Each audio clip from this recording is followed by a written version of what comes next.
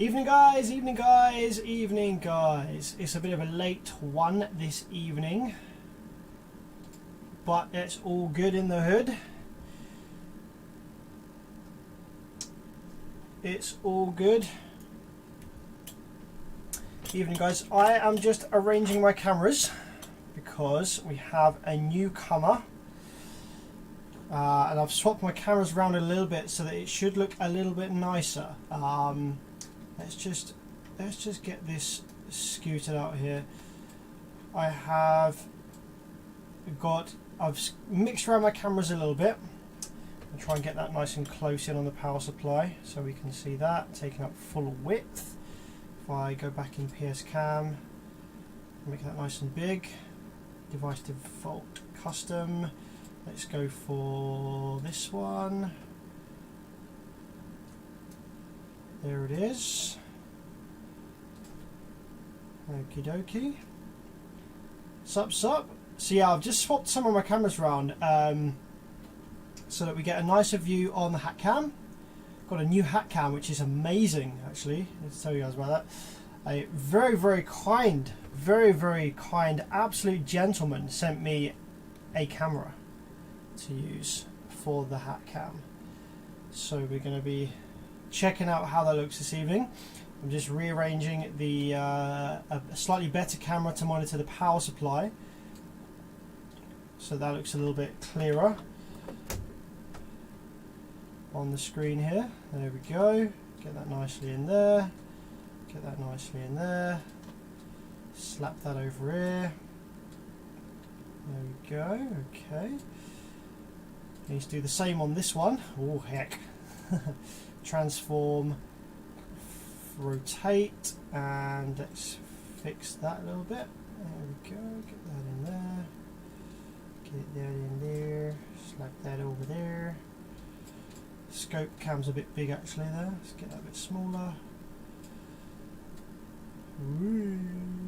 That's it. That's cool for that one. Now if we go to the scope screen, whoa, everything is massively messed up on the scope screen. Okay, let's rotate that one. Transform, rotate. Let's get that fixed. So the voltage one is over here.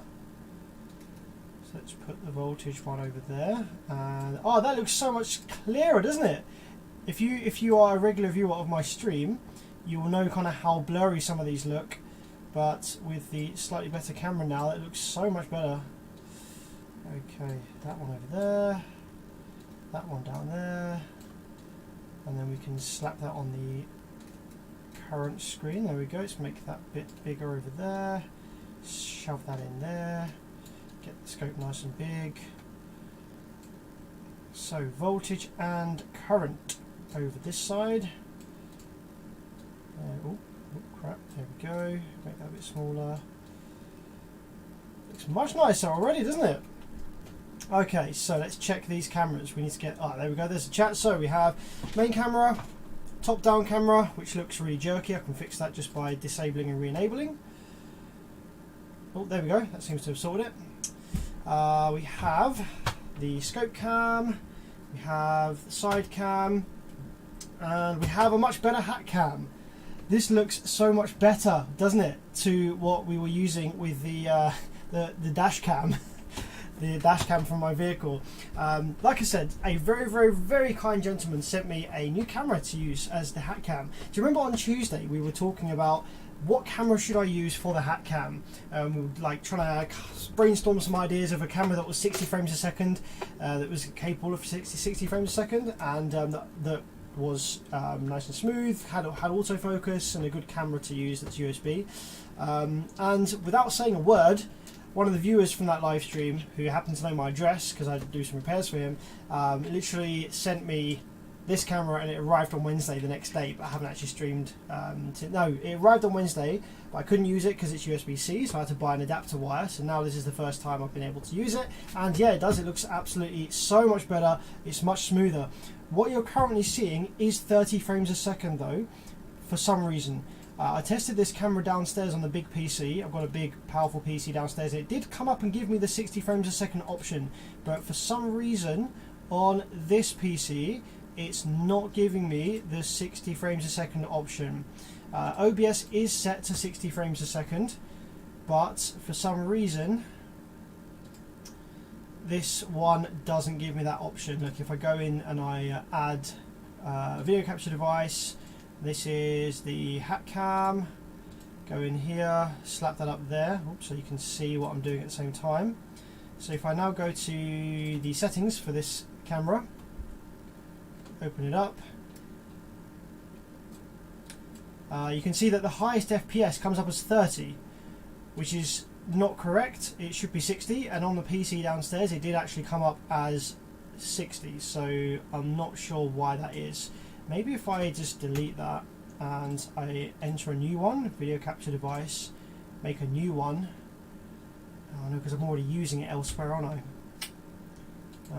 Yeah, I'm not sure why it comes up as 30 only, but it does look a lot smoother already, so I will play with this and I'll get it running at 60 frames a second for a future stream, and it should be a lot better. I haven't actually updated my OBS in years. That might actually be why, but no, it should work. OBS is set to 60, so it should work. I do have one more webcam that is currently hiding just underneath here, that I haven't got any spare USB sockets for. I thought that it could be really cool to have like a kind of angle here for like when I'm soldering a board or something, but I've actually run out of USB sockets on the PC, so I'm gonna have to find a USB hub. I've actually already using a USB hub, so I've completely used up all the USB sockets on the PC and a 4-gang USB hub, so I need to get another 4-gang USB hub so I can connect that last webcam so it looks pretty cool for you guys. Alright, let's crack on with this evening. How's it going, everyone? How's it going? Good to see y'all. Good to see y'all back in the workshop. Not going to be a super long stream this evening. It's already quite late. Yes, I'm going to be cracking open an XD, Carlo Joe. On the bench right here, well spotted, we have an XD 700/5. Don't know what's wrong with this one. I can't remember what exactly the customer stated was wrong with this one, but we're going to be having a look at it and seeing what we can do.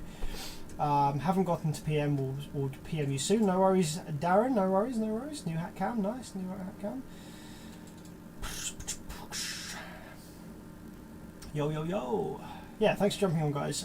Is it the same driver version as your PC downstairs? I have no idea. I just let Windows install the driver itself, so I suspect so, because it wouldn't grab a different version of drivers. You know, it would grab the same one. Windows Update would do the same thing. Make sure it's using USB. That'll be why. That'll be why. I've just realised. Good, well spotted, Opossum. The PC downstairs, I was plugged into USB 3, whereas here I'm plugged into USB 2. So that makes perfect sense. Yo, Mike Honda, thanks for the 10. I haven't even got started yet. My man rolling in here. Thank you so much, Mike. Appreciate the 10. Appreciate the support, guys. Thank you very much. But yes, okay, I will need to... You know what? This PC doesn't even have any USB 3.0 slots on the motherboard, so I can add a PCIe adapter if I want to get 60. Anyway, how would I be able to contact you? You need to message my Bevid's Facebook page. What are you using for capture card? All the cameras are USB, other than this one, which is an old JVC, what is this? It's like an Inverio camera thing that is just using a generic Chinese capture card. I actually have two capture cards. I have a Hauppauge Colossus. You might know what that capture card is. It's supposed to be pretty good, and it has much better specifications than the generic Chinese capture card that I'm using for this camera. However, the Hauppauge Colossus has a massive input lag. It's a nightmare. So if any camera that I connect to it is delayed by like literally 2 seconds. It's got like a 2-second lag on it. So that would mean I'd have to artificially introduce a 2-second delay onto the rest of the whole cameras and microphones and everything else that I've got connected, and it would also mean the stream is 2 seconds behind where it should otherwise be. So I don't use that one in here. I just use a generic Chinese one, which isn't actually 1080p. It's 1080i. It's interlaced, and you do see some interesting interlaced artifacts sometimes, but OBS has a good way of dealing with that, and it just doesn't look too obvious. Okay, let's get this cracked open and see what we have going on inside. This is the JL Audio XD 700/5. What's it going to be inside this one, guys? What kind of repair are we going to have on our hands this evening? I hope it's going to be a nice, easy, quick one. If this one is like a no fault found, I do have an Alpine one we can look at. It's an MRP MRV M1000 or something like that. So we'll see how we get on with this. So there's 3 screws there, 3 bolts there. There's another 3 here, plus there should be a couple on the RCAs, but they seem to have disappeared.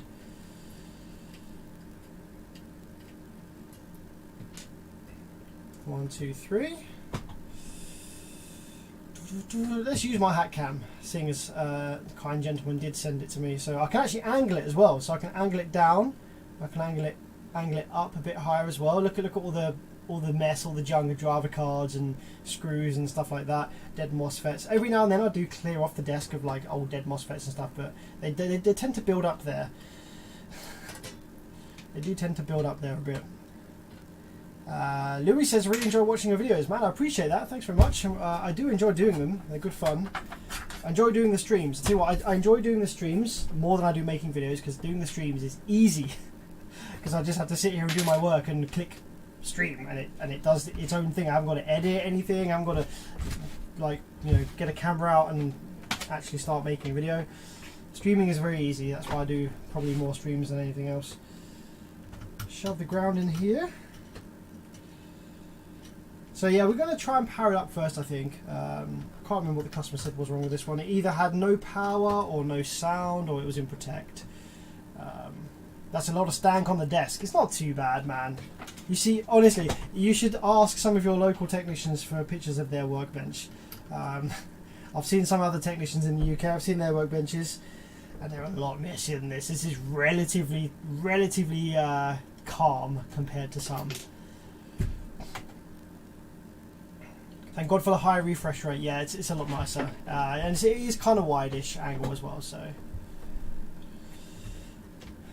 okay. So we've got power wires hooked up. Let's turn on the supply.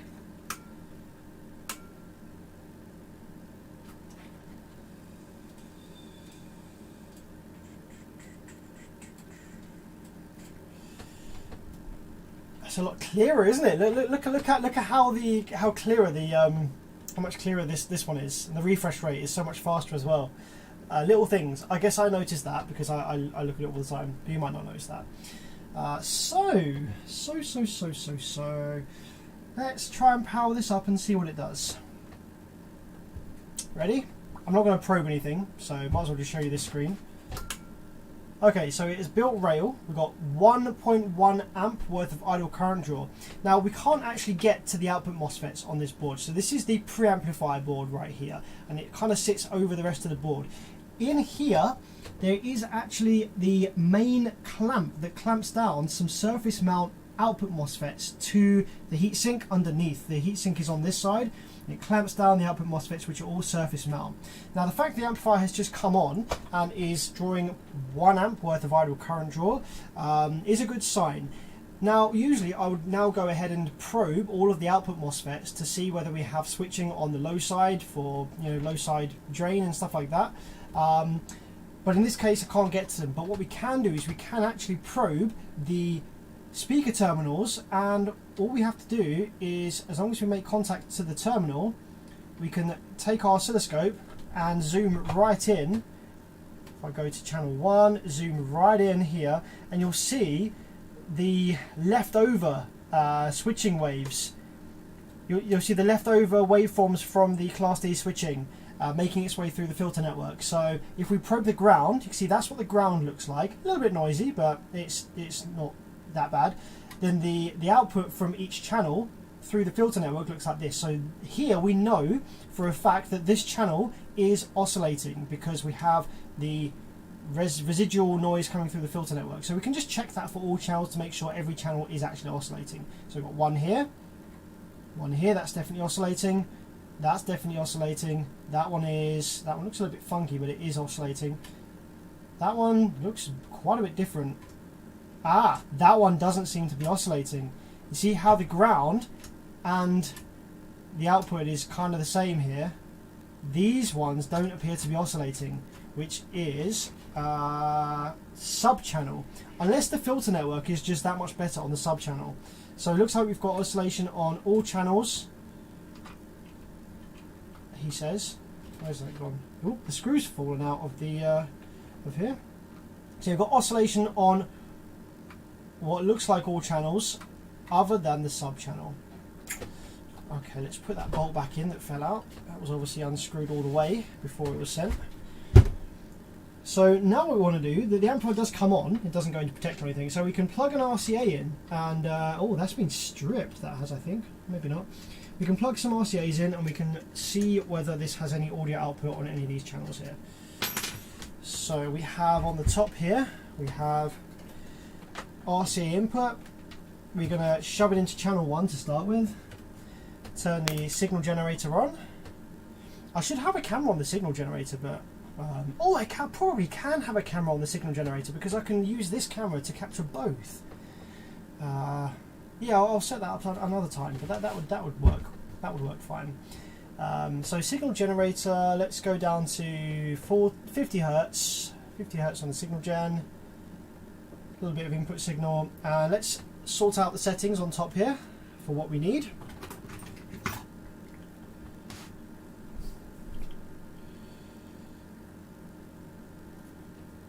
Evening, Jesse.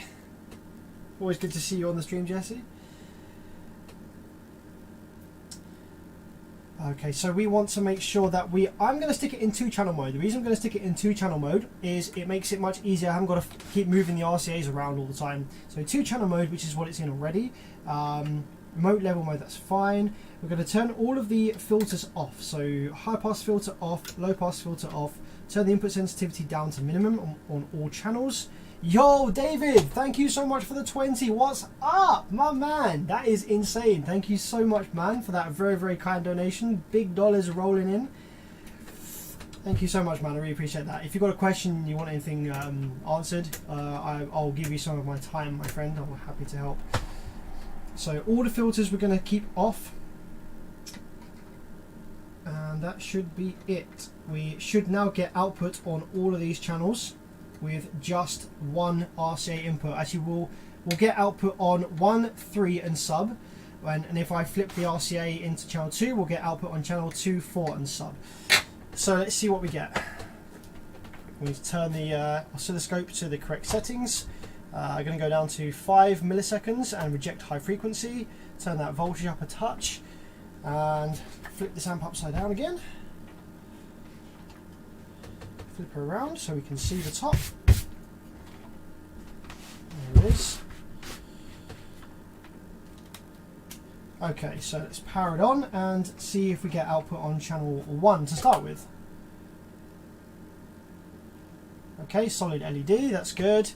Turn the gain up. Oh, that does not look pretty. Okay, we have half of a sine wave on channel 1. Channel 2 is nothing, obviously, because no RC input. Channel 3 is a full sine wave. Okay, so we have a full sine wave on channel 3. And the sub channel?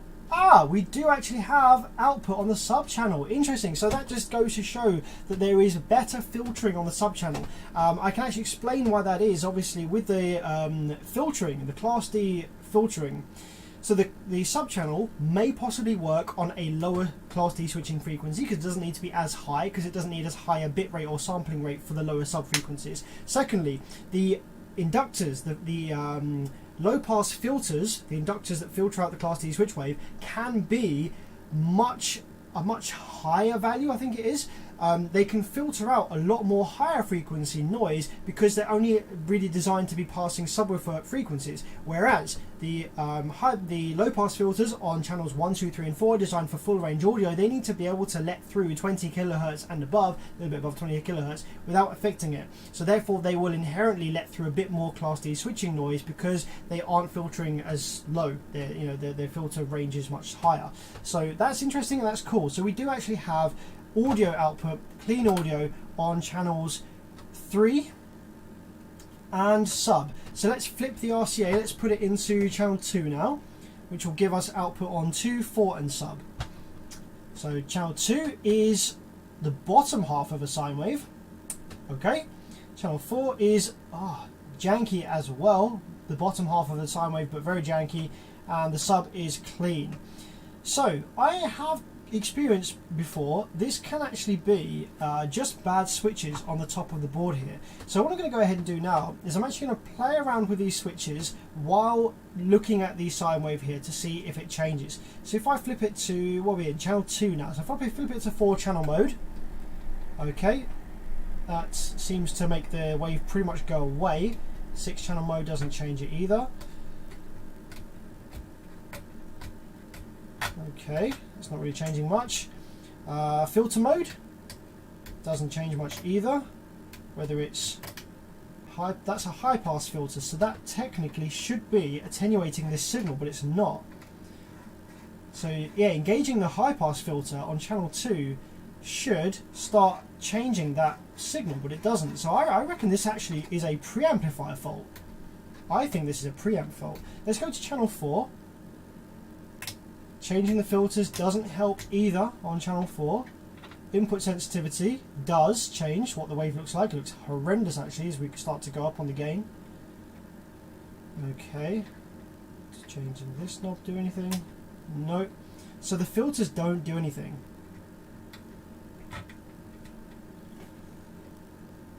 Okay. What happens then if instead we put the RCA into, we're going to put it onto 6 channel mode. So now each of the RCA inputs are separate from one another. So let's put it into channel 4 directly and let's probe channel 4 directly. Okay, we still have the same issue. So the summing of the inputs is fine in this kind of like 4 channel mode, etc. In the 2 channel mode. So it's going to be one of the final op amps, or it's going to be one of the op amps actually that's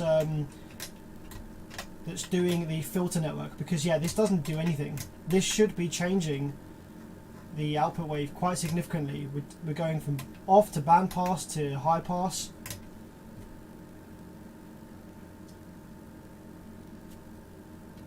And yeah, it's not doing anything. High pass filter frequency times 10. It should be changing that waveform, but yeah, it doesn't. Go back to channel 2 for a second. Let's have a quick look in channel 2.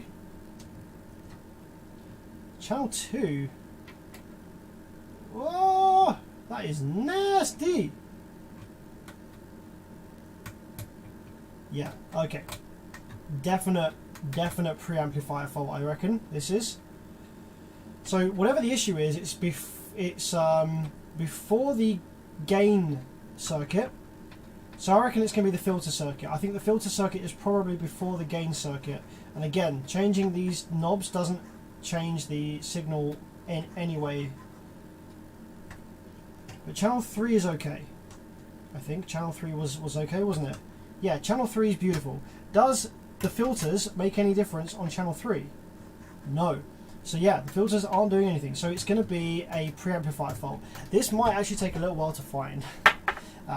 The reason that this might take a little while to find and to sort out is because in order to probe things on the preamplifier circuit, we actually have to have it removed from the board. So you see these headers, these all connect the preamplifier board to the main board, and in order to actually probe what's on there, I need to have it removed, which is going to disconnect it from the circuit. So I might have to install some headers, which is going to take ages. Let's do some visual inspection first. Let's remove the preamplifier board and do a little bit of a visual inspection here, see what's going on. See if we can see any obvious visual signs like water damage, corrosion, something like that. Actually, that feels pretty hot. There's something that's definitely got hot. There's a hot spot on the board right here, actually. So we might be able to use that hotspot to hone in on the failed component. It's probably going to be an op amp. So the heat is, it's like, yeah, center of the board here. It's kind of cold over here. We move in, it's right here actually, pretty much right there. So let's take a nose at that part of the circuit.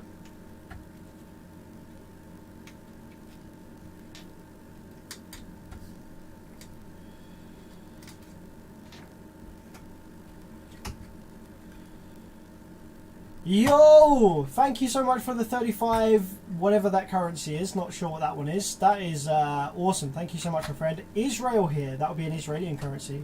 Could you please explain the meaning of DC offset on SD China copy amps? How to adjust it correctly if someone moved a variable resistor? So DC offset. In these full bridge amplifiers, okay, both positive and negative speaker terminal have a sine wave on them, and they will have, because they only use a single positive rail voltage, the speaker terminals then, when the amplifier is up and running, must have about half rail voltage DC on both speaker terminals. Now, because of the differences in component tolerances, in order to set the exact same level of DC voltage on both speaker terminals, the circuits which calibrate that, which set that DC voltage on the speaker terminals, needs to be exactly the same per channel, which it's never going to be due to component tolerances. So that potentiometer is there to shift probably one of the channels, one of the sides, DC offset circuit slightly up or down to give you dead 0 volts across the speaker terminals. Otherwise, when you turn the amplifier on, the sub will just pop out or suck in, and that's never good, because then you're biasing the subwoofer's cone in or out, and it's going to change the characteristics of the sub. So that potentiometer, yeah, is there to correct any DC offset changes that are made after a repair when you've changed components out in one or both parts of the amplifier. And yeah, you can calibrate that just with a voltmeter. Put a voltmeter in DC voltage mode across the speaker terminals. Some voltmeters may not like the fact that there is high frequency noise coming from these amplifiers, so if you can't seem to get a consistent reading with a multimeter, hook up a scope across the terminals. Make sure that the scope is using a differential probe. You don't want to send that DC voltage to ground through your scope, so either a battery powered scope or using a differential probe. Put the probe across the terminals, ground and probe on the terminals, and have a look at the line on the screen and make sure to get it down at 0, you know, it's dead flat on 0 line, 0 volts. Or if you haven't got any of those things, you can actually just use a sub. Connect a sub to the amplifier, power it up, and then when the amplifier initializes and comes on, you might see the subwoofer pop out or in. So what you want to do is turn that knob while the amplifier is on, and you'll see the sub cone move back in slightly or move back out slightly until it's at its dead flat resting point. And you can check you've got that correct by then turning the amplifier back off, turning it on again, and seeing if the sub pops up or in again. And if it does, then you correct it slightly until you get to a point where the amplifier doesn't change, doesn't pop in or out as you turn the amplifier on. Okay, let's have a look at this. It's a preamp circuit then. I'm not sure which part was heating up now because it's been out the board too long. I think it was over here on this side. So let's have a look over here. We have some op amps on the board. So I suspect that we're going to have faulty op amps. It's either going to be one of these around here, it's going to be one of these. So the only way to know which one it is to power this preamplifier circuit up outside of the board, which I can possibly do because I do have a bipolar power supply, a bench power supply that will inject plus minus 15 volts. So I could do that, or I could just go ahead and start replacing some of these op amps blindly until the issue goes away, because I do have a donor board for this. So I could just start blindly replacing some of these op amps until the issue goes away, because I suspect that that's all it's going to be. It's going to be the op amps on one of these that's bad. There is some daughter boards here as well. There's some daughter boards, you can see. We're here with some potentiometers and switches on them. There's no op amps on this daughter board though. The reason that I'm so honed in on the op amps is because they're the most common things to fail when you have weird issues like this. That's the most common part that it's going to be, that's the problem. If I take this daughter board out, this does also have some op amps on it, but I was I was kind of feeling funky about the way that the PCB was heating up over one side. So I think that what we should do is, what should I think the first thing that I'm going to do is actually put this back in the board. I'm going to get my thermal imaging camera out and I'm going to power the board up, leave it powered up for a minute or so, and then quickly remove the daughter board, this thing, and have a look at it with the thermal imaging camera and see if I can see which op amp was the one that was getting hot.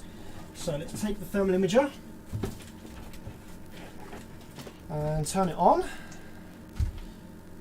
Let's get the daughter board back in here. Is this the JL Audio 700/5? Yeah, I think it is. It's the XD 700/5, yeah.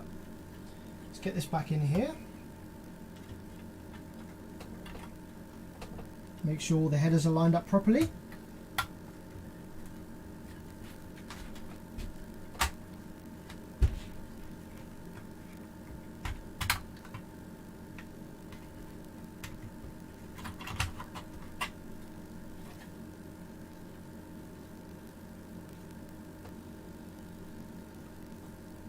Something was stopping that from going in just then. Okay, that one there, that one there, that one there.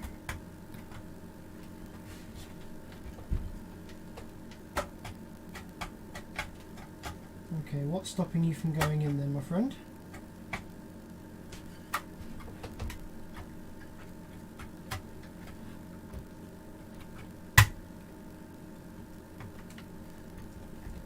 You just needed pushing down a bit hard. So that's now back in. All the pins are connected up. So we're going to power this up, let it idle for a minute or so. Going to turn it up to 14 volts. Just get some more voltage in there, get it cooking up a little bit. We're going to have a look with our thermal imaging camera and yeah, see if we can quickly remove it, turn it over and see which component is the one that's heating up.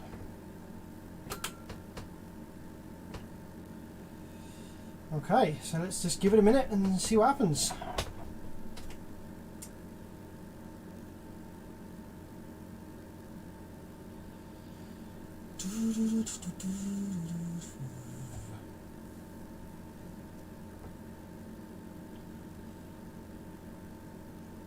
My previous neighbour's son is Chris Gordon and was into TV repair. No way, that's pretty interesting, my friend.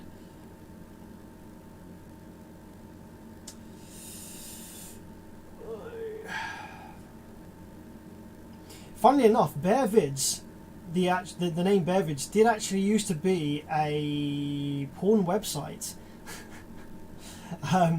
Like years ago, back in like 2008, I think it was, because you know, when I had my channel, I searched for Bear Vids on Google, and it came with a bunch of like jank images and stuff, and I was like, what? Turns out that the Bear Vids was actually a porn website, but it is not anymore, thankfully. I didn't realise that when I made the name, obviously. Yo, Sam! Stoked to see you streaming again. Wonder what I'll learn today. Hopefully you learn something.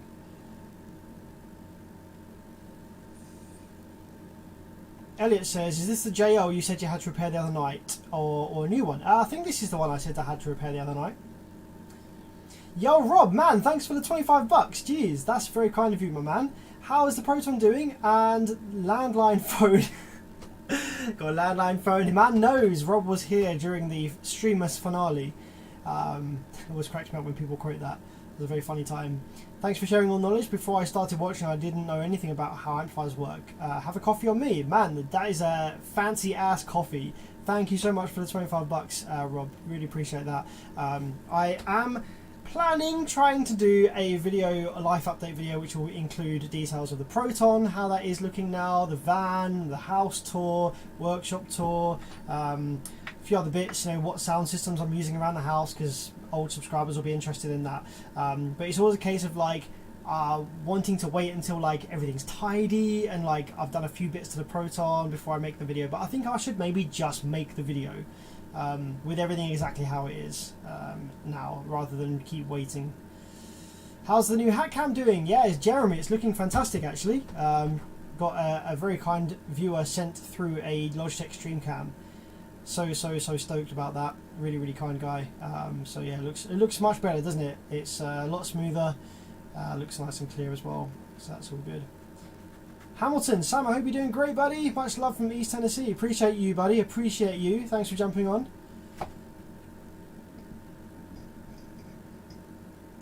So, yeah.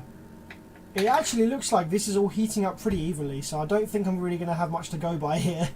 It did feel like that it was heating up more on one side, but it does seem to be kind of over here. Right, so let's quickly pull it and see if I can see what was getting hot the most. Come out, okay. Any of these? Okay, they're all actually heating up pretty evenly, which is kind of annoying. A couple of op amps on there as well, heating up. On there. Yeah, so okay, we're not going to be able to use heat to identify the one that's dodgy then. I wonder whether we can just take our multimeter and see if any of them are like shorted or showing a really low resistance. If you've just joined, the reason that this one's annoying, it's got a preamplifier fault, but the problem, the reason I can't quickly identify it is because in order to probe the amplifier while it's on, the board has to be in like this. So, you know, I can't probe the bits while it's on. I'd have to maybe make jumper wires from there to there and stuff, which would take me ages. So we're just trying to see if we can get this fixed without having to do that. Alright, let's take a look then with our trusty multimeter and see if we can see any clearly obvious like low resistances, shorts on these op amps or anything like that.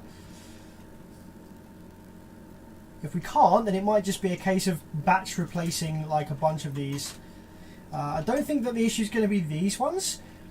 So the gain still works, and when I increase the gain, it increases the level of the distortion.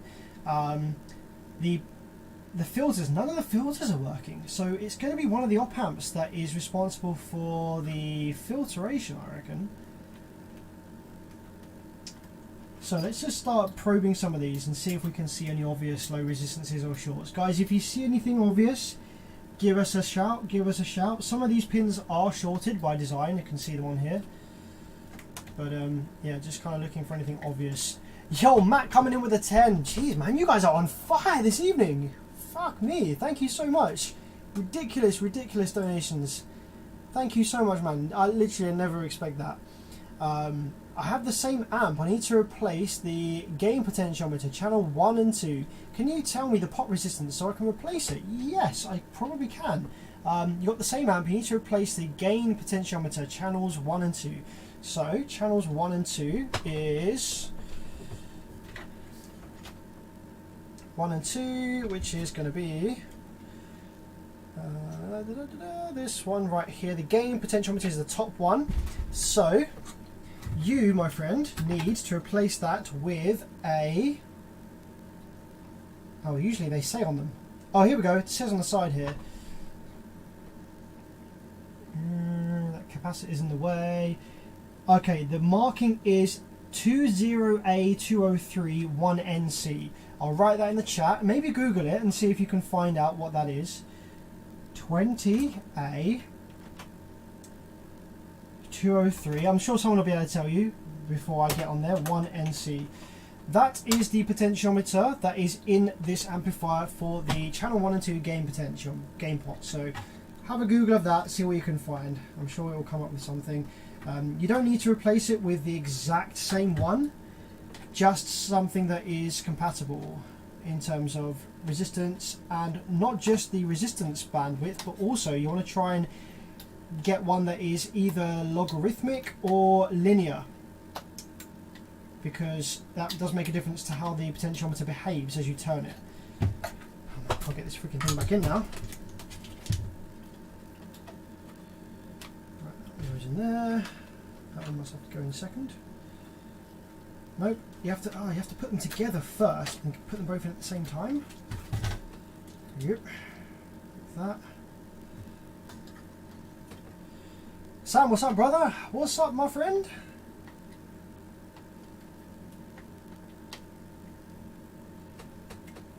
Alright, there we go.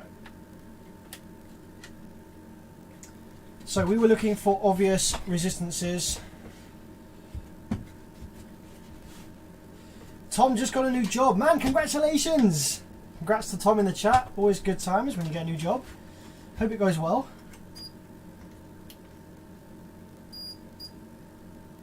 Okay, 711 on that one. The kind of values that we're looking for like an obviously failed part is going to be something like probably under 200. You're not usually going to see under 200 ohms between legs on an op amp. We're going to see numbers above like 400, etc. So keep an eye on the multimeter screen. We're looking for low resistances, possibly.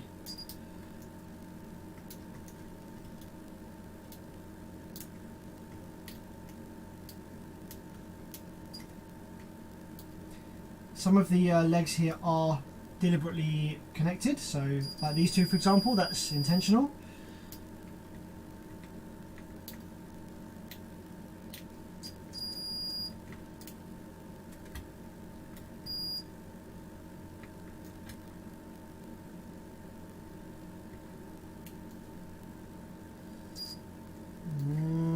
These all seem okay, so I don't actually think that it's going to be any of these primary buffers, because if it was, then I think the low pass filter would still work.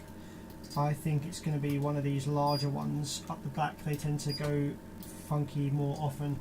I reckon it's going to be one of these slightly larger ones back here that is the problem.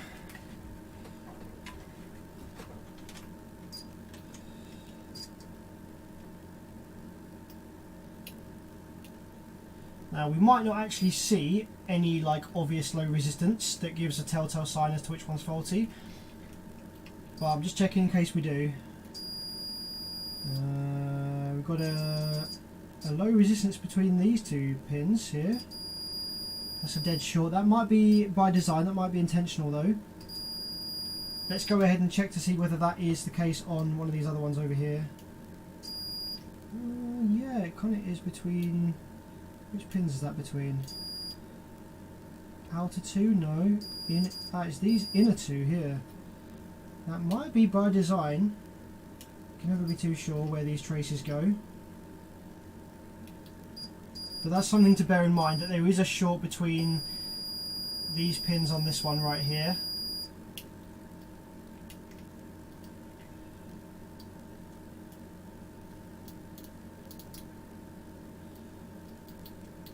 Now there's not going to be a short on the VCC line for these, on the power line for these, because if there was, then it would get a lot hotter and draw a lot more current. There's also a short between these two pins, but like I say, there's likely going to be pins here that are connected to the same source, so I'm more looking for like a low resistance more than anything. There's like a bunch of shorts on this one. Okay.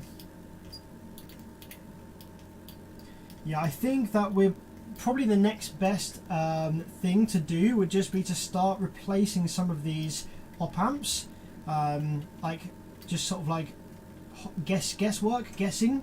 So I don't think it's any of these front ones personally. I think it's more likely to be one of these first, possibly, then maybe one of these smaller ones if it's not one of those bigger ones.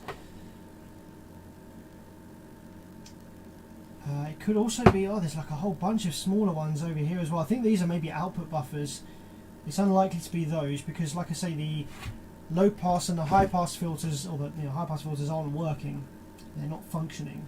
So it's going to be one of the op amps responsible for filtering. It could be one of the op amps on here as well. Although actually no, these are the gain. These are the gain knobs, aren't they? Right, these are gain. So these op amps are controlling gain per channel. So it's not going to be either any of those. There are op amps on this daughter board here, which are controlling probably the filter network. So it could be one on here. Maybe I should just run my multimeter across some of the ones on here.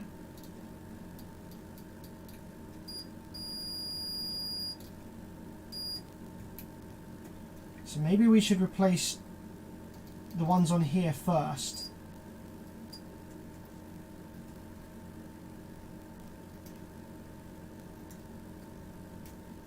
External power supply might be easier. Yeah, you're right, it might be easier. Alright, that's a good idea. Let's connect up with an external power supply. In order to do that, we need to figure out which pins on the headers are for the external power supply. So we're going to connect this back up to the main board, I think, and see which pins coming up have the bipolar power supply rails on them. Okay, so that's connected back up. So the pins that we're going to be looking at are going to be probably these ones here. I suspect that the 15 volts etc. is going to be on these pins. Oops, I've actually left that daughter board out. Let's plug that one back in just in case that does anything funky while it's out. Don't want that. There was another thing that I was going to say as well, which is... What was the other thing I was going to say? Oh, while we have this back in as well, I'm going to inject some more audio, and I'm going to have a look at the audio waveforms coming out of this daughter board going into the main board, which I think is going to be on some of these smaller pins here. So let's go ahead and turn on the power supply, go down to 12 volts, don't need 14 at this case, plug in our RCAs. I'm going to go back to 2-channel mode because that brings more audio onto the channel. So we're going to be looking at channel 2, I think. Channel 2 and 4 were pretty bad, if I remember rightly. Luca, thanks for the 5. Hope to successfully repair my T2500 with your advices. Oh man, is this the one that's got the strange intermittent full burp issue? Man, that's going to be a nightmare. It's going to be very difficult to help you as well remotely with that one, but I'll do my best.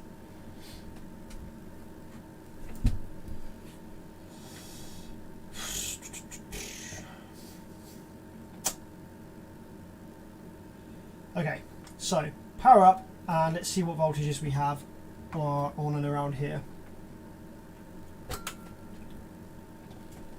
So we should still have, yeah, we have bad waveform on channel 2, bad waveform on channel 4.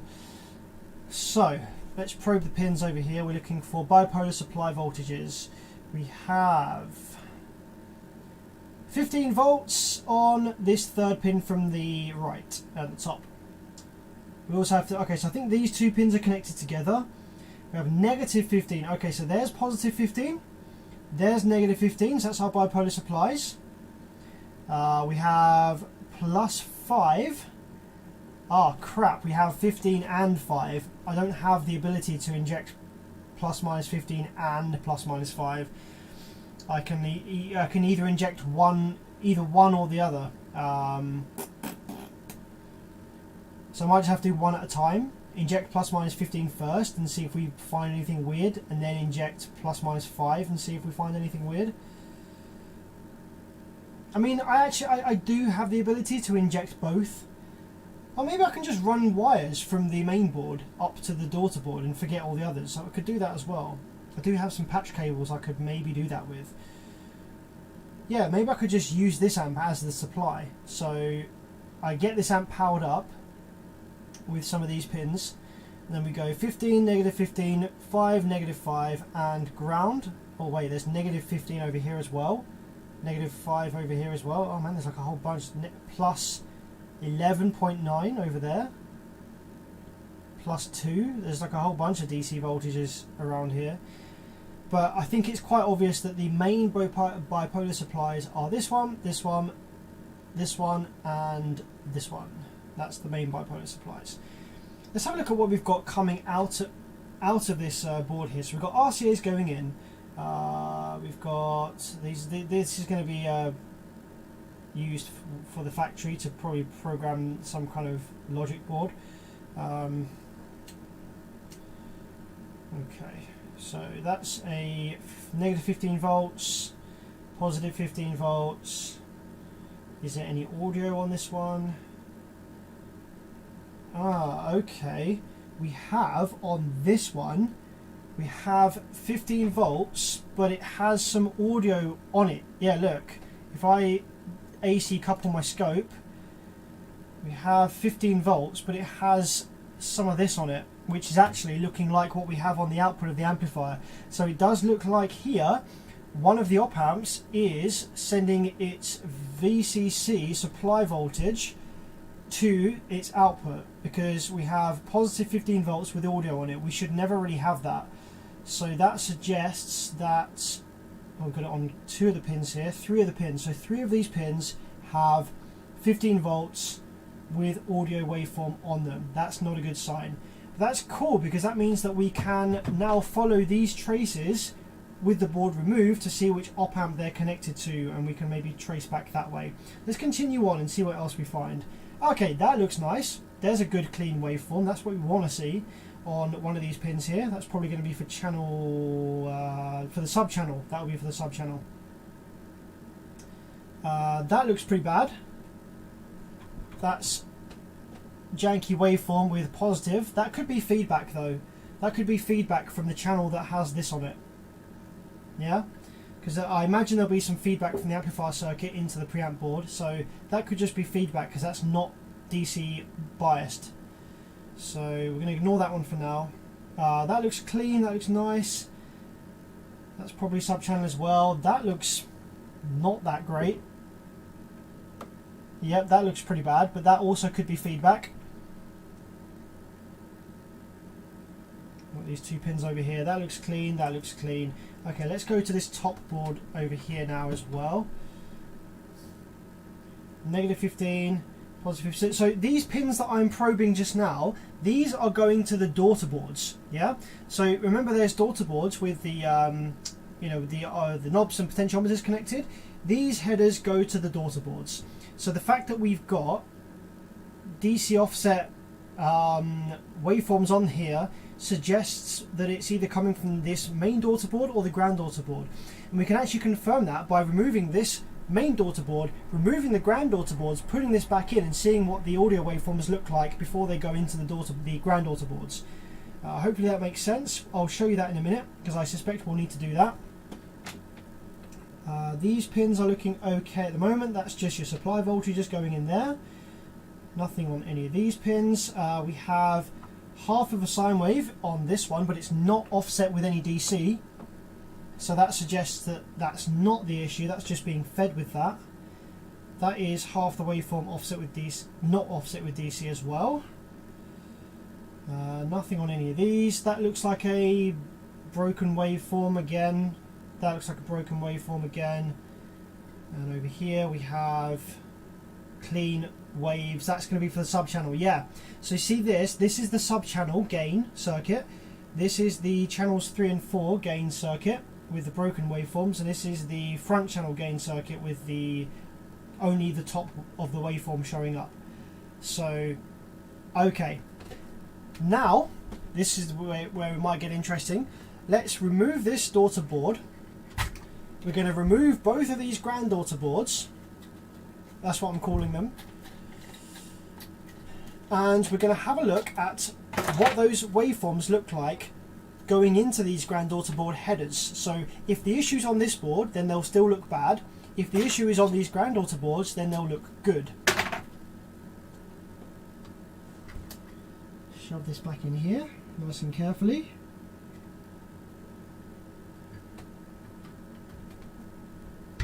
Okay, so we're going to fire it up again.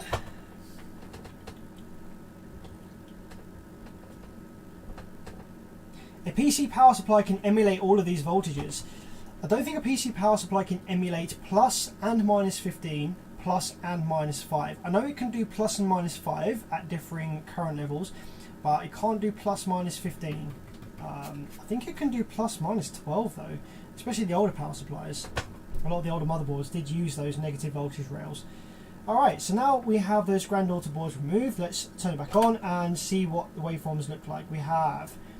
There's our supply voltages. Okie doke. Okay, so on these pins that had 15 volts biased with some audio, that's no longer present. That's a really good sign. That does suggest that the faulty op-amp is likely to be the one that connects to these output pins over here, because there's nothing there anymore. We have clean audio on here. That's going to be sending the audio. That's a really good sign. So that means that the op-amps between the RCA input here and this pin, sending it to the granddaughter board, are all good. So the faulty op-amp is not on the main board here. And it's not on the main board here either. Those waveforms are clean, and it's not on the main board here. Okay, I'm starting to think the faulty op-amp is on this granddaughter board here, connected to these pins. Let's go ahead and have a look at these ones over here.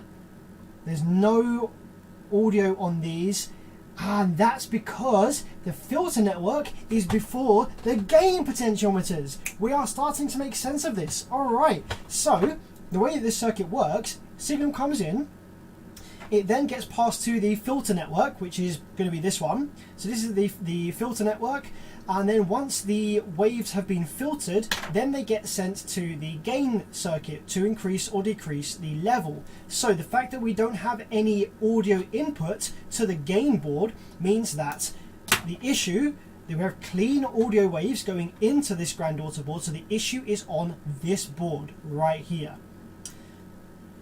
So we need to figure out which op-amp on this board it is. If we take a look at the pin out here, we can see that the pins which were suspect are these three on the end here, which are these three over here. So let's go ahead and put this on the bench, zoom in a bit, and see whether we can find a op-amp that is connected to any of these three pins over here. Okay, so these three end ones here, yeah, they're probably going to be like through a bunch of other components first. There's a couple of diodes here as well. So, look at that! There is a surface mount resistor that is blown. Look at this. What is that? R83 is blown. That's never a good sign. What's that connected to? Hopefully, that's connected to an op-amp. That should be a 10 ohm resistor, and it's completely open. That might mean that we have an op-amp with shorted VCC lines. Fucking love this. This is sick. We are making solid, quick progress with this. What was originally a what the fuck issue, where it could have been any of these op-amps, we are honing in on the faulty component. Absolutely love this. Right, let's remove this resistor. I'm going to replace this resistor first, and then we're going to go hunt for which op-amp is the one responsible for that being blown. Yo, what's up, Gary? Glad I caught you live. 2 in 1 week. Oh man, it's been a lot more than 2 in 1 week. Oh, but you caught me twice in 1 week. That's good to know. All right, let me get a spare 10 ohm resistor. 47s. There's the 10s. Okay, so let's drop off one of these on the table. There we go, there she is, and lost it already, there it is. So let's remove, actually are they slightly bigger? No, that's the right size, that is the right size. Okay, let's remove that one that's blown.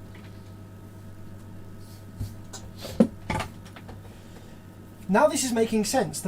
Probably the reason that the audio wave was biased by 15 volts DC was probably because all of the op-amps on this board were only receiving positive 15 volts. Yeah? If this resistor here is blown, this is probably the resistor for the negative 15 volts rail. Which would mean that all the op-amps were only getting plus 15 volts, meaning all of the audio and stuff that's associated with them is going to be biased by 15 volts. I'm really hungry, actually. I am hungry. I need a snack.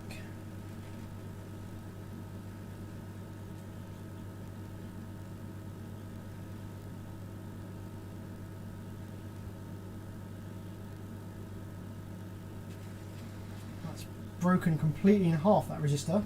Must have been some pretty decent current through there. Let's refresh the solder on those pads.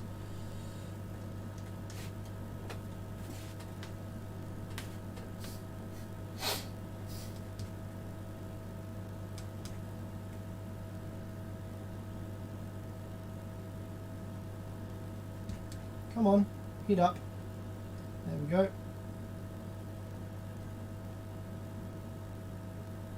So new solder on the pads, then we add new flux, not new flux, just some flux, sorry. Add some flux to help that lock in place when we get the new resistor onto the pads. Da, da, da.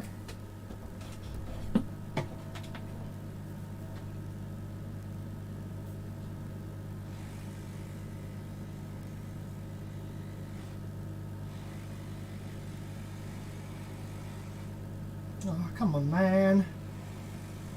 Don't do me like that.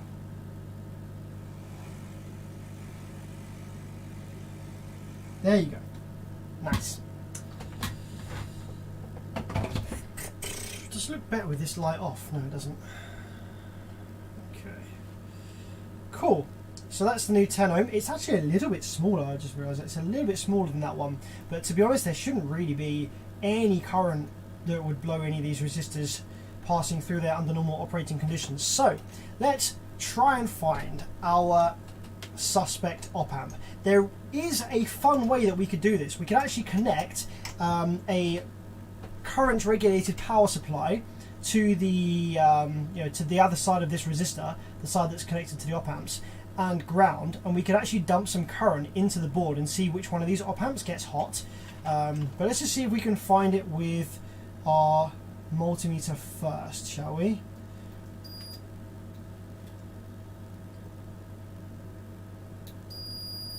So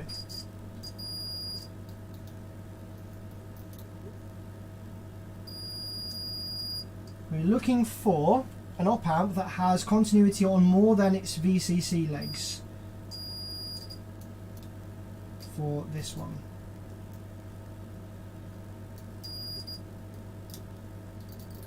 One of those.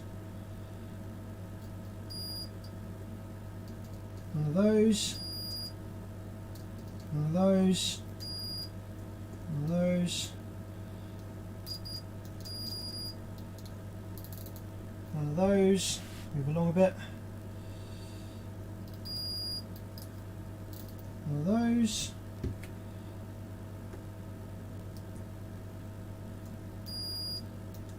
One of those.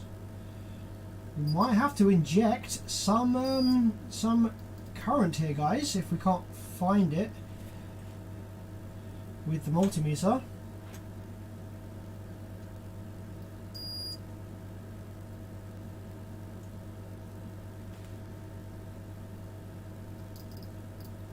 I haven't actually been watching the screen of the multimeter. We might have had some low resistances, but I've just been listening out for the beep. Yeah, okay, so none of these actually reading up as a short on any of the other pins.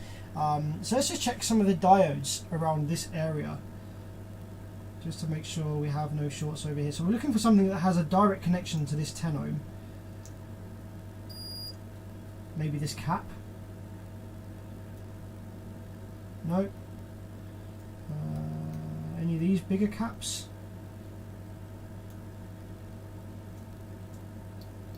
Nope. Okay, I think we're possibly going to have to inject some of our own current to see which one of these op-amps gets stanky. So the 15 volts comes in to the oh, we've got a bunch of components on the other side of the board as well. Didn't even spot that. Let's just check these ones.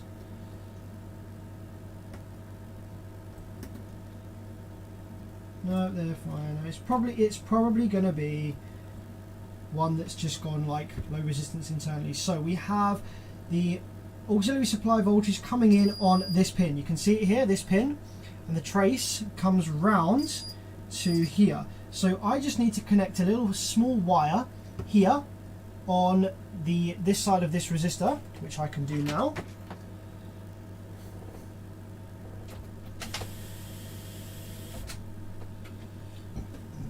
Ah, Elliot Vieira's with the 10. Thank you so much, my friend. Really appreciate that. May as well join in, adds to the fun pot. Do JL not provide schematics? Generally, no. JL are funny with providing schematics. Although schematics, I don't know if schematics would speed it up that much on this fault, because we're kind of hunting for the failed op-amp, and the schematics would sort of tell us the pathway of, you know, the voltages and stuff, but I don't necessarily think it would help with locating the failed op-amp on this one. I think we're still going to have to do some trial and error. So I've got a little patch lead on the output of that, which will connect to the op-amps. And now I just need a ground reference, so I need to figure out which one of those pins is ground. I suspect that the other side of these capacitors will be ground. So these look like maybe filtering caps, little filter caps for these rails. So I suspect the other side will be ground, which is this second pin here. And that does make sense, because both of these caps are connected to pin 2. One of these caps is connected to the negative rail, yeah, and one of these caps is connected to the positive rail, so they must be filter caps, so that means that this pin 2 must be ground. A little bit of trial and error there, so that one there must be ground, so we can put a wire on that one as well. And then all we need to do is just inject some current and watch something get hot. This is going to be fun.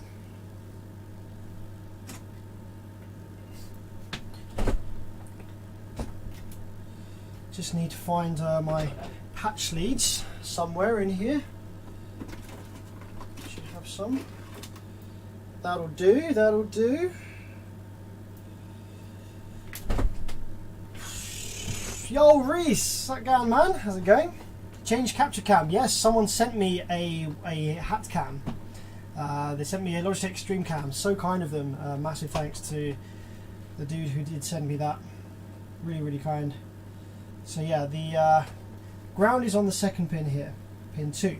So we just shove that in there. So now we have patch wires on the faulty rail and ground. So let's connect that up to a supply, current regulated supply and voltage regulated supply, and get cooking. Get cooking. I cook. I cook. Watch it. Screw.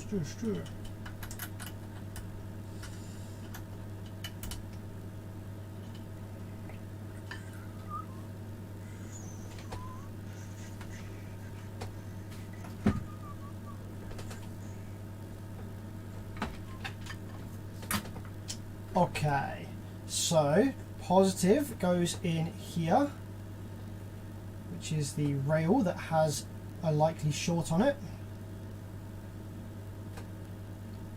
and then ground goes in ground.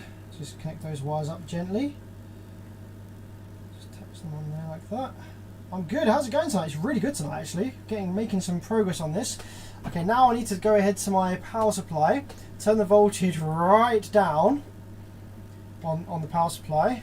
So we've got 0 volts on there. Oh, that camera's scope's a bit funky, isn't it? So yeah, turn that right down on the power supply. So we just have 0 volts, and I'm going to gently start to increase the voltage on the power supply whilst looking at the thermal imaging camera to see which one of these starts heating up, because I imagine one of them will just wrong. We'll just do it wrong. Polarity of the wires is wrong. No, polarity of the wires is correct. We have ground, which is this one with the black tape on it, going to pin 2, which is ground, and this one here going to positive. So that's correct. Is the cam heavy? No, it's actually very lightweight, and the hat actually takes up a lot of the weight. So yeah, it's not heavy. He ain't heavy. He's my brother. He's my stream cam. It's negative rail. Ah, that is very well spotted. Yes. Well, we don't actually know for sure if it's negative rail, but that is a good point. I do have them connected correctly in terms of ground and which one is live, but if this is negative rail, you are absolutely correct. If it is negative rail, then I do have them backwards. Well spotted, Gray, my man. So maybe I should confirm firstly that that is actually negative rail. So that is the one that had the issue, is connected to pin number 3, the third one along. So if we take a look at the amplifier again, crap, I'm going to have to put the wires back in now. I'm just going to shove these wires back in the amp real quick, so we can just confirm. I'm pretty sure Gret is correct, is right here, and that one is negative rail, but I just want to double check, because yeah, we don't want to send current backwards.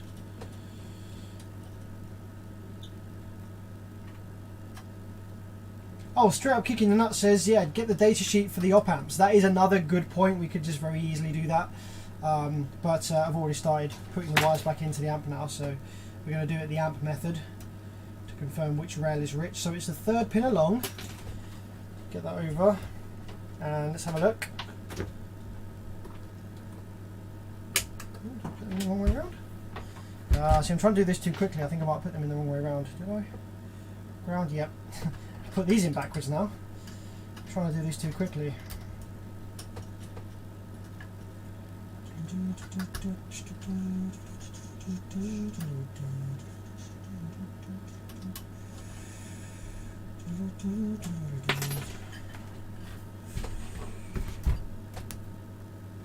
Okay. 4 volts. So it was the third pin along, which was this one right here. Oh, it's positive. Ah, it's actually positive 15 volts. That is the issue that had the blown part on it. So negative 15 is pin 1, positive 15 is pin 2. Sorry, pin 3. So it's actually positive 15. So I did have the polarity correct.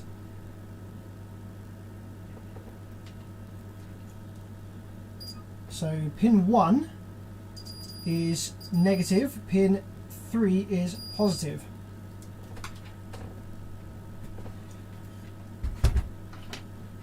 Almost missed it. Glad I found the channel. Jeff, thanks for jumping on again, man. Appreciate you. Yeah, this has been a good stream so far. Might want to watch this one back afterwards if you're interested. How we got here. I think it's been pretty cool actually how we've got here so far. So, ground was this one.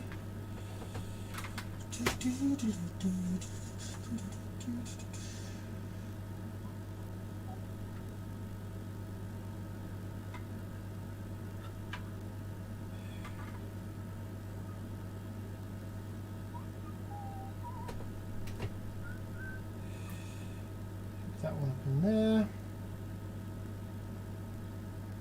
Okay, voltage down on the power supply, back down to 0. And then thermal imaging camera. This is the fun bit. We're going to see what starts to heat up. So I'm going to increase it to, you can see there on the screen, just here. See the voltage and current. We're going to increase it to until we get 0.1 of an amp first. Oh, okay, not even getting 0.1 of an amp yet.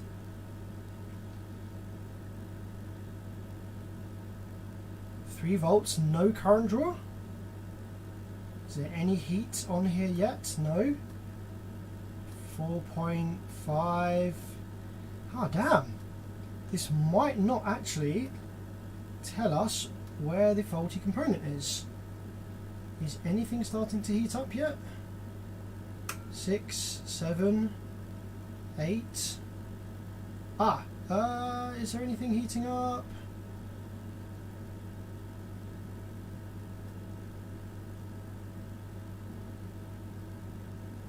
Damn.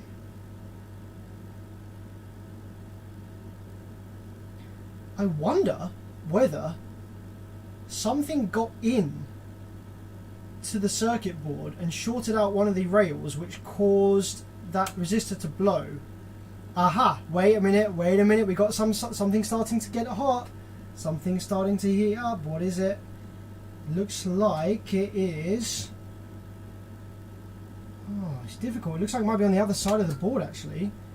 It's difficult to tell because this thermal imaging camera, the optical camera and the thermal camera are like offset. So when you're up close like this, it's really difficult to make out what is actually getting warm. So it could be one of these 3 op amps here. But the heat seems to be coming from like this area. So I'm going to flip the board over and see whether the heat is more obvious on this side. Oh, damn it. Stay over.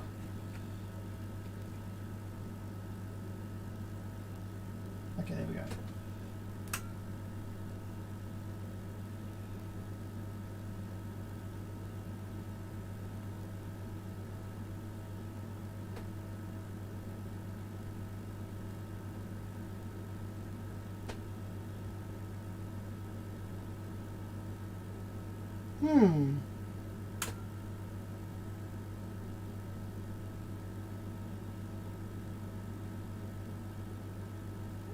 It's like, it could be one of these film caps. Maybe I should take the oscilloscope probe now and start having a look and see where there's voltage or where there's not voltage. Let's flip it back over again. Use a small soldering iron as a pointer. Huh?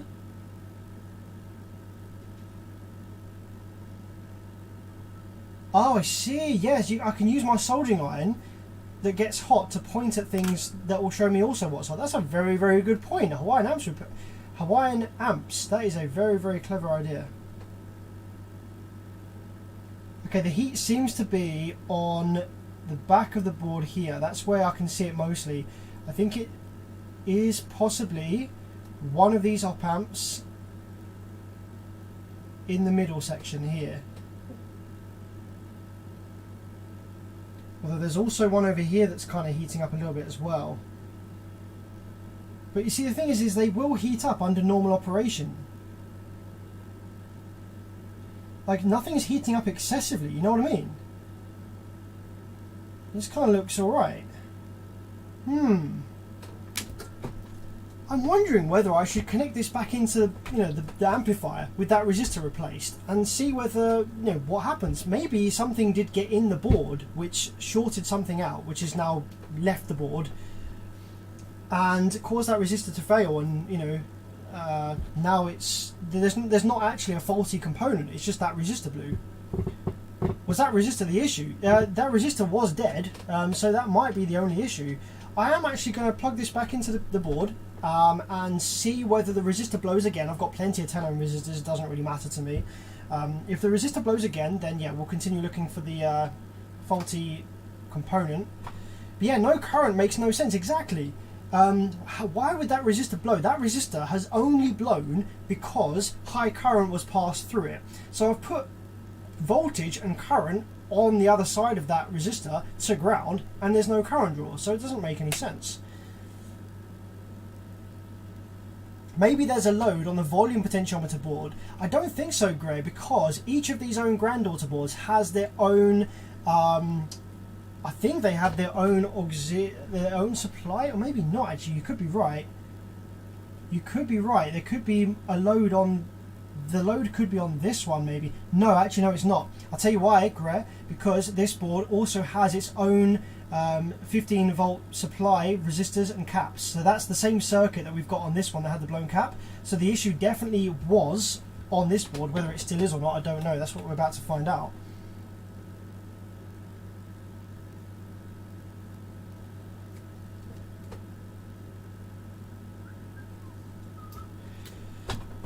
Okay, let's put this back in the amplifier then, power it up and see what happens now we've replaced the resistor. It'd be nice if it just works, but if it just works, then we're kind of left a little bit confused as to what caused that resistor to go in the first place, and will it go again in the future. It is possible that a little bit of copper wire did get in there. To be honest, when I looked at the top of this, when I looked at the amplifier, actually, yeah, look, it's still there. It's still there. Look at the top of this amplifier. Look at this. Can you see a tiny little piece of copper wire strand kind of in the LED here? You see that? So that suggests that there have been copper wire strands around the preamplifier board here. So it's very possible one got in through one of these holes, shorted out part of the preamplifier circuit. So that's possibly what it is. We already have like a little bit of evidence there that the copper wire strands were around this PCB. So try and get that out now. Okay. So maybe this will just work. Maybe.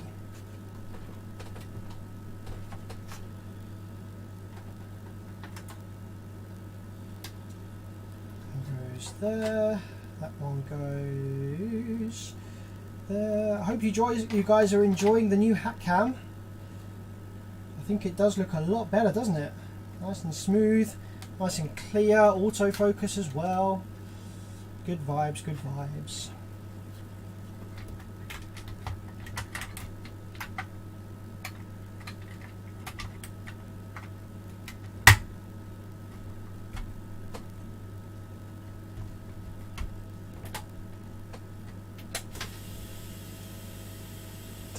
Okay, that's back in the board. Let's check the settings are where I left them. Input mode 2 channel, filter, off.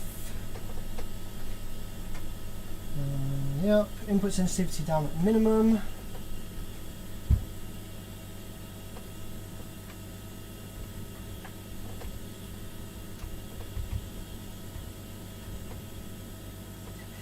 King is Frost. Yes, a man after my own heart. I'm every single day I do that. I flip the first letter of things like that. I do it every single day.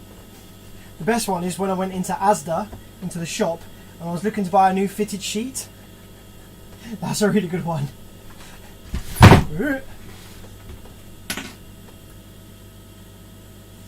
Okay, so go channel 2.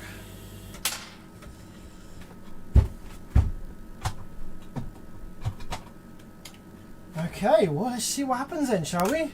Get some power into this board. Oh, actually, need to connect the wires back up. That will help, wouldn't it?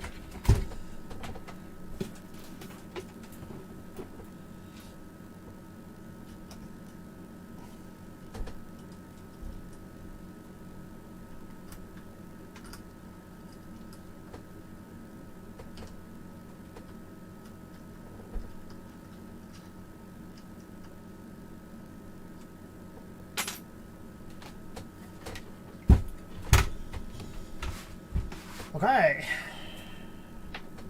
so RCA in, check, 50 Hertz, power supply, let's go, let's see what it does. Channel 2 is this one.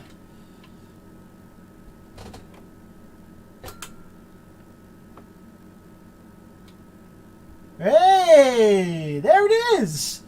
We have clean audio on channel 2 and channel 4. Let's confirm it's good on 1 and 3 as well. Channel 1, channel 3, sub-channel clean audio. Lovely stuff. Let's make sure that the preamp filters actually are doing something this time. So we've got 50 Hertz going in.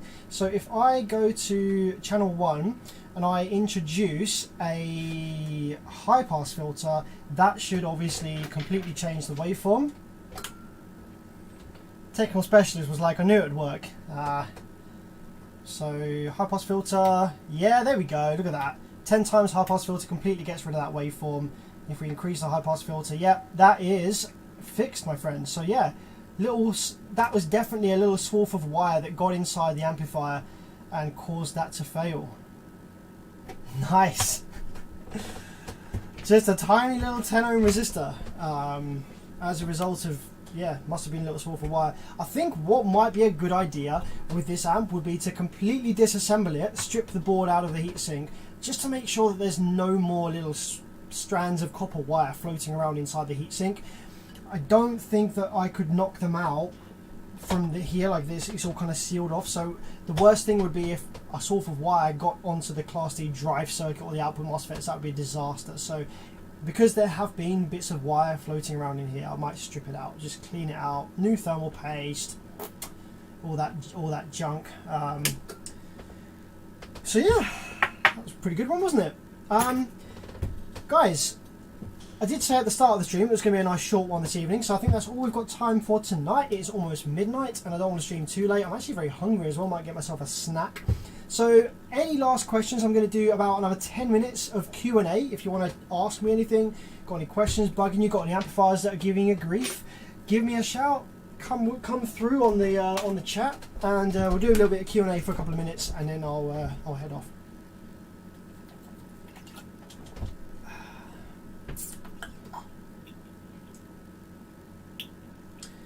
Could get one of these compressed air cans. Yeah, that would work, but it wouldn't necessarily get it out. You might just move it around. What's the make and model of the hat cam? This is a Logitech Streamcam. And it's the kind of mount. I've just kind of like got some rubber bands and just kind of rubber banded it to the hat.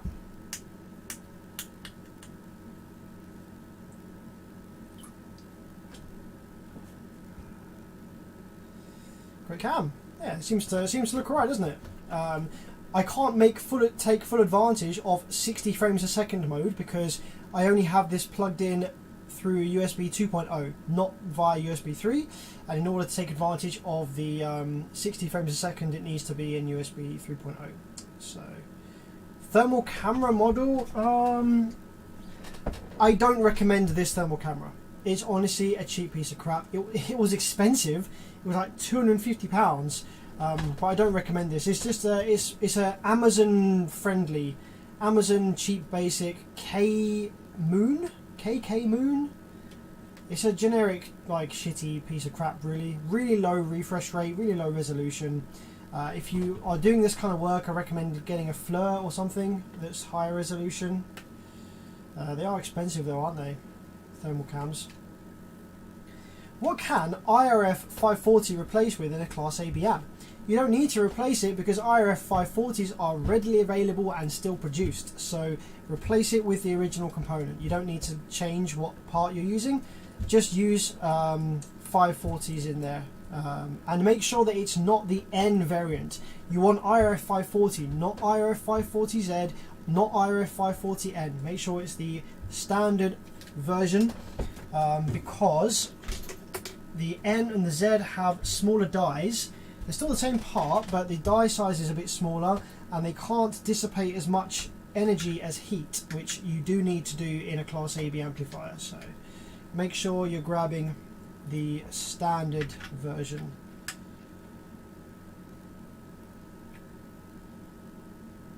Have you repaired any JLVX series yet? They use a unique direct FET device which requires hot air. Google a datasheet. They're neat. I don't know if I have, you know. I will Google that in a second once I put these screws back in.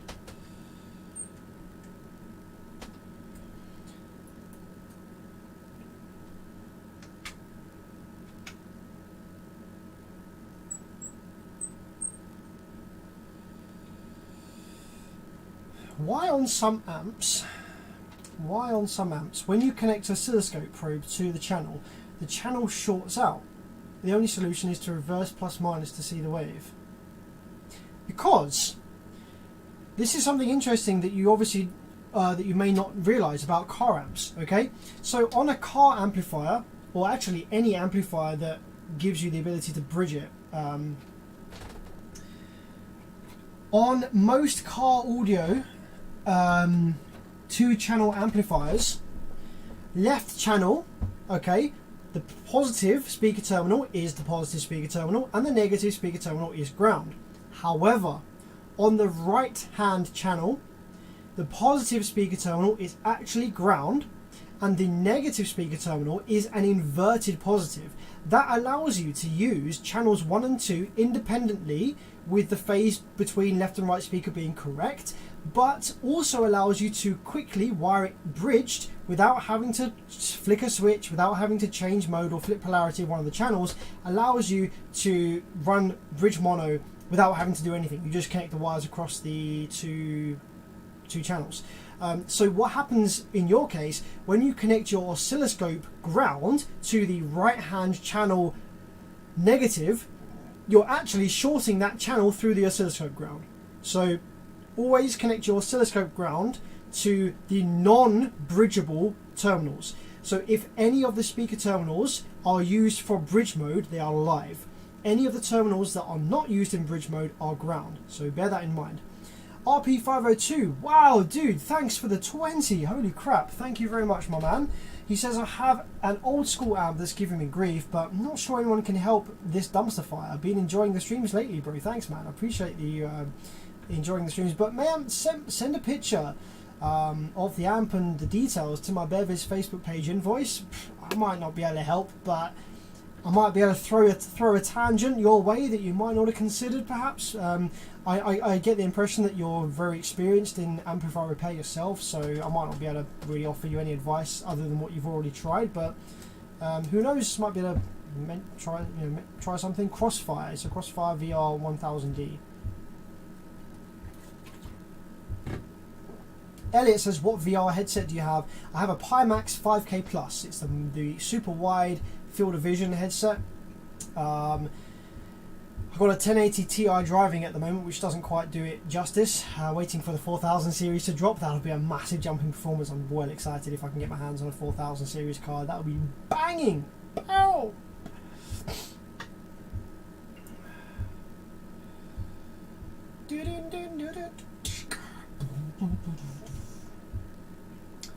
I have a few old school before 2006 Hyphonics amps using IRF Z44. Was told those are obsolete. What would be a good viable replacement? Pretty much any. Like, you can, the power supply MOSFETs on these amplifiers, they're so not fussy. Replace them with whatever's cheapest. Any 40 to 80 volt MOSFET that can take more than whatever the 44s are. That can take any more than 70 amps. 65, 70 amps and 40 to 80 volt MOSFET. They're all going to be much the same. Recommendations that I would suggest: maybe try IRF 3205. Try I think it's these ones that I use all the time. I think these are FQP 65N06. These are pretty cheap. Use those all the time. But yeah, there's like loads and loads of options that you can use for power supply FET replacements.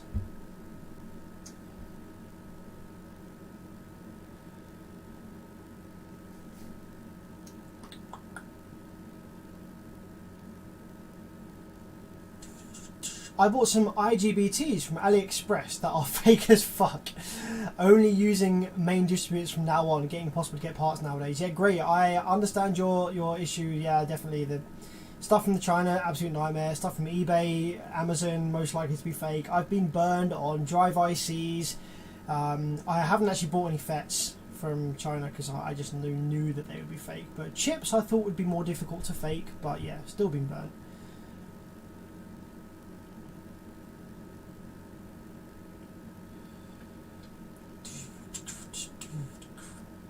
Den says, thanks. Last question.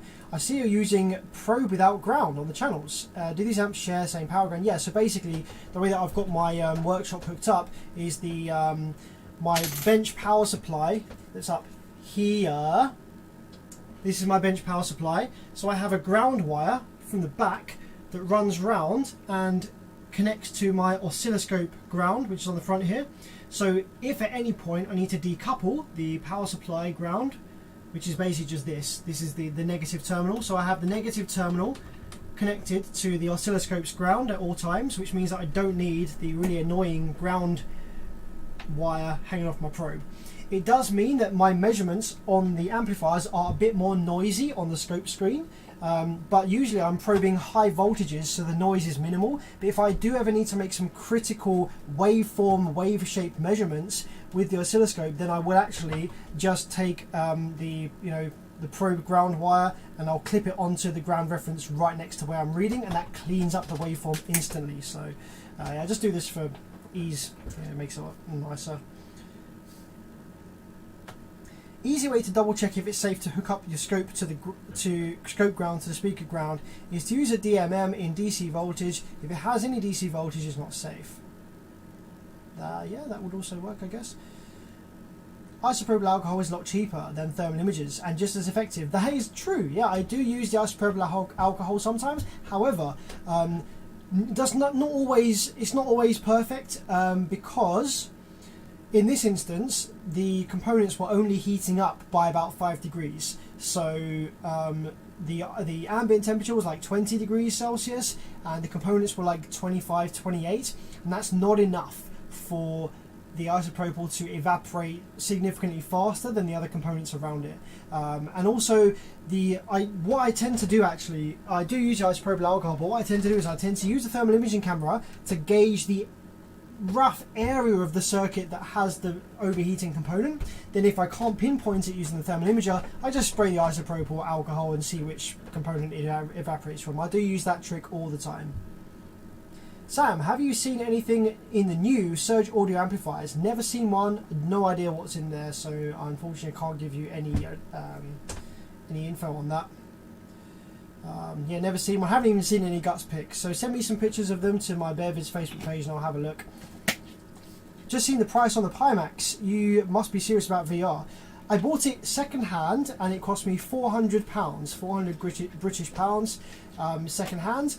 However, that was just for the headset. I then had to buy the Valve Index knuckles, which cost about another £250. Then you got to buy 2 of the Vive Lighthouse sensors, which are about £90 each. Then you need a PC that's powerful enough to run the whole thing. So yeah, it does add up. It probably costs you £1,000 or £1,500 to fully kit out a VR set like that. But yes, I'm very serious about VR. I fucking love VR. I don't spend enough time in it, but it is literally really one of the only ways I game these days. VR is insane. Absolutely love it. What would blow on an amp that the negative and positive were hooked up backwards? Loads of stuff. Literally could be so many things. It's a nightmare. You could have blown the power supply filter caps, power supply FETs, power supply drivers, the power supply PWM generation circuit, could have blown the remote turn on circuit, could have blown parts of protection circuit. Literally so much stuff can fail when you reverse polarity an amplifier. So it's just luck of the draw how many components failed.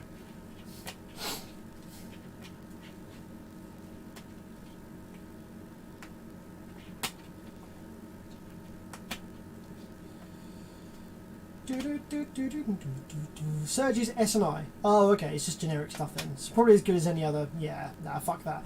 I wouldn't recommend any of those then. Sam, have you touched the Yamaha amp yet? Anything new? Mike, the Yamaha amp is fixed. We fixed it on stream the other day. So if you want to check that out, go and watch the live stream where we fixed it. We found the component that's faulty. I've actually been running the Yamaha amplifier in my living room for the last few days, just as kind of like stress testing, burn-in to make sure that it's reliable and working great. It does work. It's fantastic. Actually, no, I say that. Sorry, it works fantastically. Sorry, I should say it works great. It is powerful and reliable and giving out decent bass. So yes, it is fixed and reassembled. Oh crap! I was trying to show you a picture, but I'm trying to log in. Here we go. 1 second. Let me just show you a picture of it in the living room. Oh, it's going to be on my other account, isn't it? Okay, 1 second. I've run out of space on my Google Drive, so I've logged in on a separate account. So yeah, here we go. Here is the Yamaha in the living room. With these are a couple of really old Wharfdale Laser 100s. I have serviced them. I've cleaned up the cabs. I've serviced the drivers. The surrounds were perished on the vocal mid-ranges. One of the tweeters was blown. The dust caps were kind of pushed in on the main woofers. I've serviced them. I've sealed the cabs. They were a little bit leaky. They actually sound gorgeous. These are beautiful sounding speakers, and they do pair up quite nicely with the sub. So yeah, it is sounding pretty good. The only thing with the Yamaha is that there's a lot of port noise. It's ported and it's probably tuned to, I'd say, like sort of 28, 30 hertz, maybe 30 hertz. The F3 is probably 28 F3, I'd say. Yeah, it's there is a ton of port noise. When you crank it up, the port noise is excessive. It's obnoxious. So not a huge fan of it really. But yeah, it sounds nice when you turn the volume down a bit. It does sound really nice and smooth. It's good bass. Greg says, I love how there's no TV. That's because, my good fellow friend, there is a projector above my head. So the projector projects onto this wall and completely fills the wall with an image. So yeah, no TV, just projector life. Sam, I sent you a message on your Facebook about the possibility of getting an Orion HCCA fixed. If you're in the UK, I can help you. If you're not in the UK, I'm sorry I can't help you because the shipping is just too expensive and the import duty tax and stuff. I appreciate if you can make a video about with your test bench, which dummy loads, power supplies, etc. Yeah, I actually did start making a video a while ago of my test equipment, but I kind of pushed that to the back burner for some reason. Maybe I'll jump on it and finish it.